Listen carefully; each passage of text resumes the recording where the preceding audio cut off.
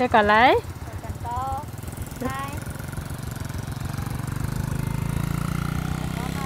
มีอย่างในซานั่น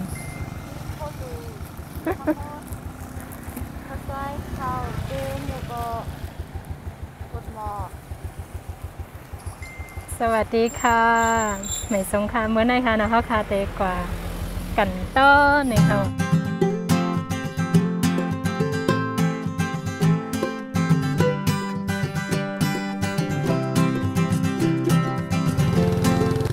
หมายสงครามเมื่อไหร่คะนะเขาคาเตมากันต้นในค่ะสวัสดีค่ะวันนี้นะคะเราจะมาขอขมาคุณย่านะคะ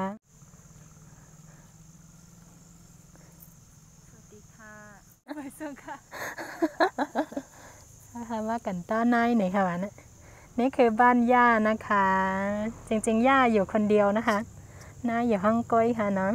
so we come to grandma house and this is grandma house it's a little house to stay alone so that side is the house of grandma this is a gardenนี่คือสวนคุณย่านะคะสวนจริงๆบ้านคุณย่าจะอยู่อีกหลังหนึ่งนะคะแต่ว่าขึ้นลงลำบากย่าก็เลยมาอยู่เองตรงนี้นะคะนี่คุณย่าหาผักไว้จะทำอะไรแน่ๆเลย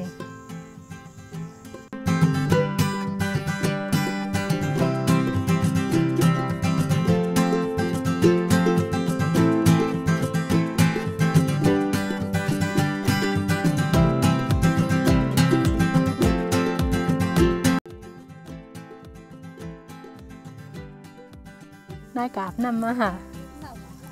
โอ้อยากให้มาข้ามฮัดได้ฮัดตันไงฮะนายคือว่าผมเมื่อปากเพื่อนเล่นให้เพื่อนฟุกเล่นอะไรหรอมานี่ย่าไปตักน้ำมานะคะแล้วก็ไปอาบน้ำมาค่ะ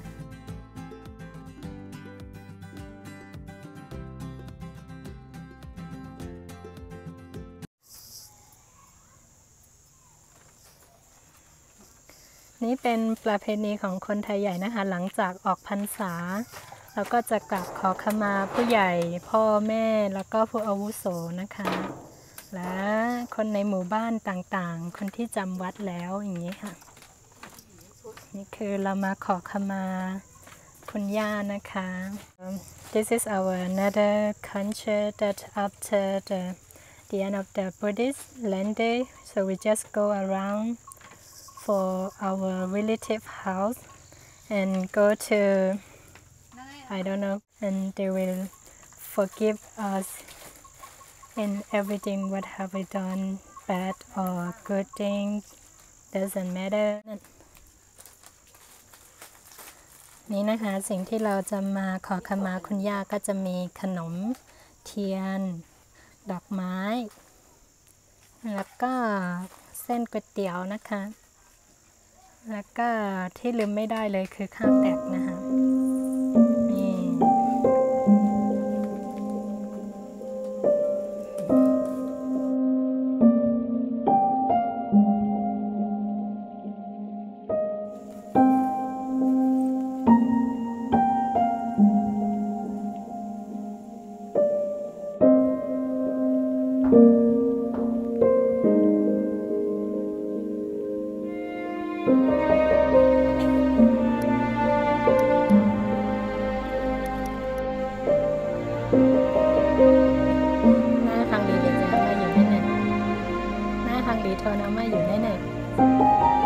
เรามาขอขมาแต่ว่าคุณย่าก็ให้อันนี้กลับบ้านคนละถุงเลยนะคะก็คือถั่วลิสงนะคะ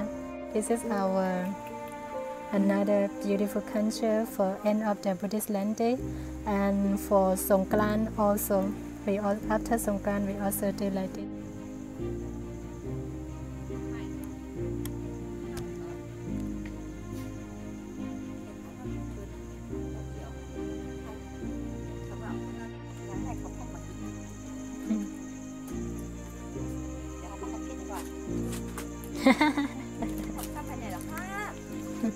ทำไปนั่นน่ะ เดี๋ยวจะขอเที่ยวชมในสวนคนย่าก่อนนะคะ We're going to see in the garden เอากันแล้วฮะเอาไว้เอากันแล้ว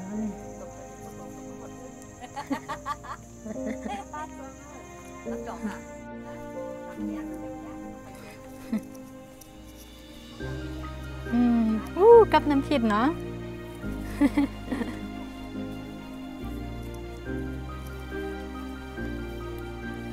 เราจะไปดูข้างหลังสวนกันนะคะว่ามีอะไรบ้างนี่คือถั่วเหลือง ฮัลโหลลืมมัวแต่ภาษาไทยเขาก็ เกือบลืมแล้วแล้วนะคะภาษาไทยไม่ได้พูดนานนะคะภาษาอังกฤษก็ยิ่งไปใหญ่นะคะ I really forgot my English so this is the garden of grandma as you can see okay so we're going to see the well of grandma the well when grandma come and take the water from the well or grandma just come to take a shower here yes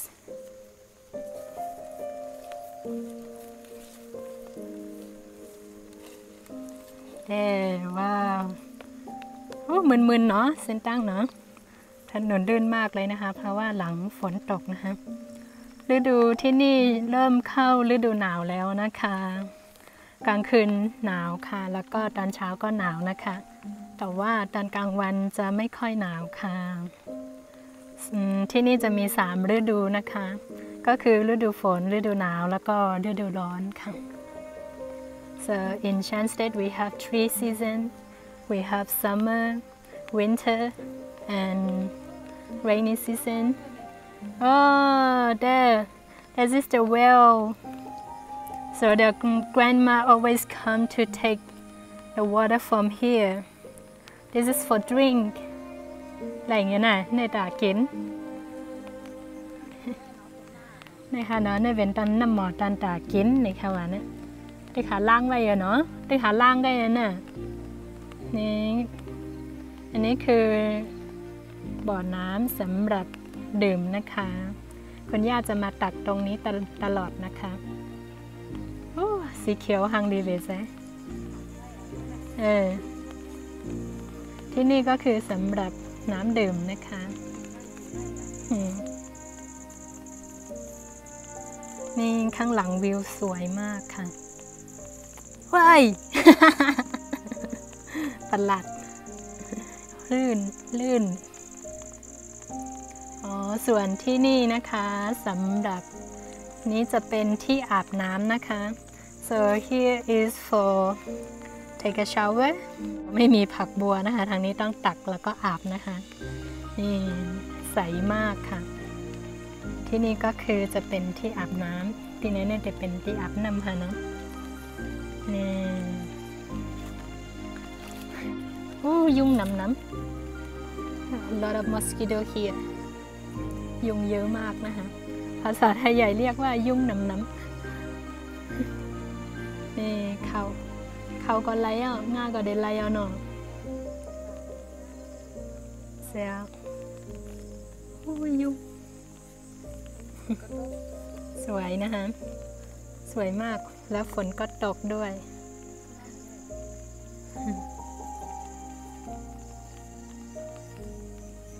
นี่คือข้างหลังนะคะจะเป็นนานะคะ so there's a rice field แล้วนะคะมาดูที่อาบน้ำคุณย่า ต้องเดินอย่างระมัดระวังนะคะเพราะว่าที่นี่ลื่นมากค่ะเพราะฝนตกนิดด้วยนะคะ so we have to walk carefully because it's really sleepy here after the rain now it's still rain a bit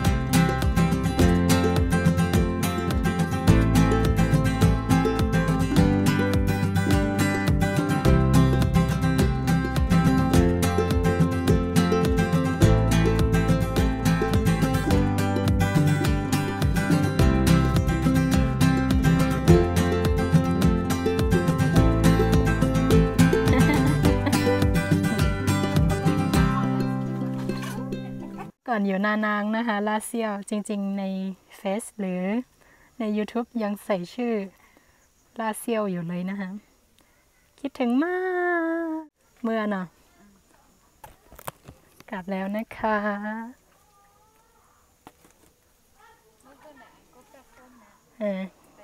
we go back home แล้วว่าย้อยฝนตกนิดๆนะคะฝนตกปล่อยๆเมื่อคานายบ้านะโอเคขอจบคลิปเพียงเท่านี้ก่อนนะคะถ้าหากมีอะไรจะมาเล่าให้ฟังอีกนะคะขอบคุณทุกท่านที่ติดตามค่ะไม่สงคราม so we going back home so thank you for watching my video and thank you for your comment thank you very much bye bye